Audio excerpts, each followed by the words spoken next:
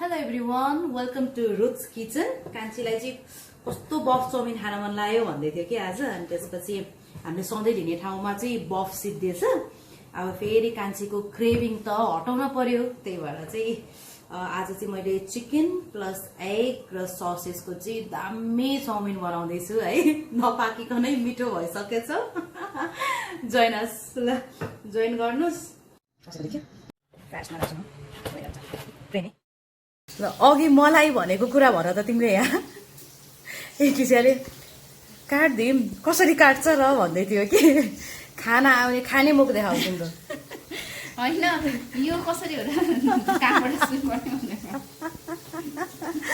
ल हेर्नुहोस् है, खाना आउने तर काट्न नआउने को भन्दा चाहिँ एकटिसी है। यता हेर्नुहोस् त,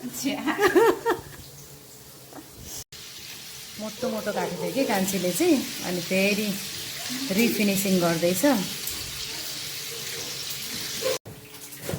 अलमोस्ट सबै भेजिजहरू काटेर एकदम रेडी भइसकेछ है। यु क्यान सी क्याबेज, त्यसपछि क्याप्सिकम, त्यसपछि हाम्रो यो प्याज र कान्छीलाई चाहिँ यो क्यारेट्स चाहिँ अलि मन नपर्ने हुनाले एकदम थोरै राखेको छ।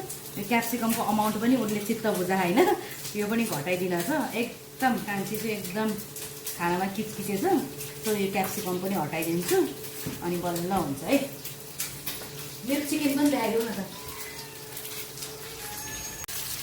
हाम्रो यतिको भेजिस चाहिँ रेडी भइसक्यो है।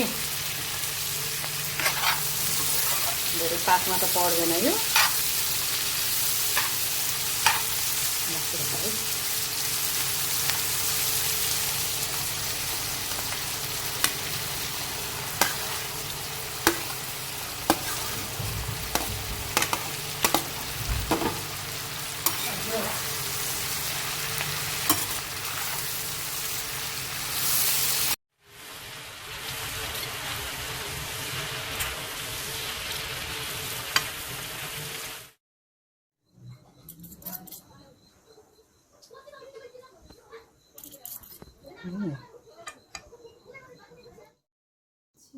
Cheers.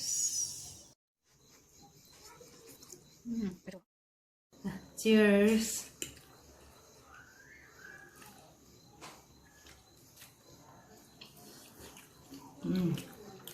दामी भयो।